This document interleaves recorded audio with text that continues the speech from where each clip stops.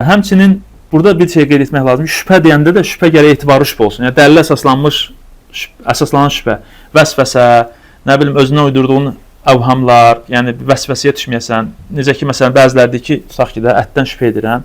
Bizdə amma dəlil var ki, Peyğəmbər sallallahu əleyhi və səlləm deyir, bilmirsənsə ye. Burada şübhə eləmək lazımdır. Şübhə edirsə o məsələdə ki, yəni hədisdə getdiyimiz kimi də məyaribuk ilə məyaribuk. Səni şübhəyə salan şeyi tərk et.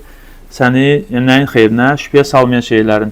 Necə ki Peyğəmbər sallallahu əleyhi və səlləm Saudiyə deyir, ya Saudiya içdə ihtəcibi, yəni Peyğəmbər sallallahu o 2 nəfər gəlir qardaşın barəsi, Saudanın qardaşı, hansı ki hökmən Peyğəmbər sallallahu yoldaşın Saudanın qardaşı idi.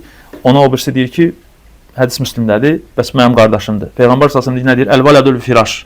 Deyir ki, uşaq, yəni uşağın üstə elə bir ki, atası vəsiyyət edir, qardaşı gəldi ki, mənim atamın oğludur. Peyğəmbər sallallahu Saudada bu da uşaqdır, Saudanın elə bir ki, atasının oğludur.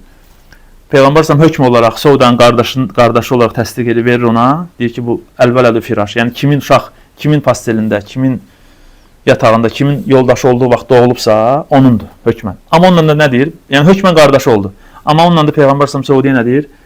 Deyir ki, ondan hicablan. Yəni bu var adı. Yəni ki, baxmayaraq ki, hökmən qardaşına verdim, qardaş oldunuz, amma yenə hicablan, ehtiyat babından. Və bu barədə çoxdur dəlillər.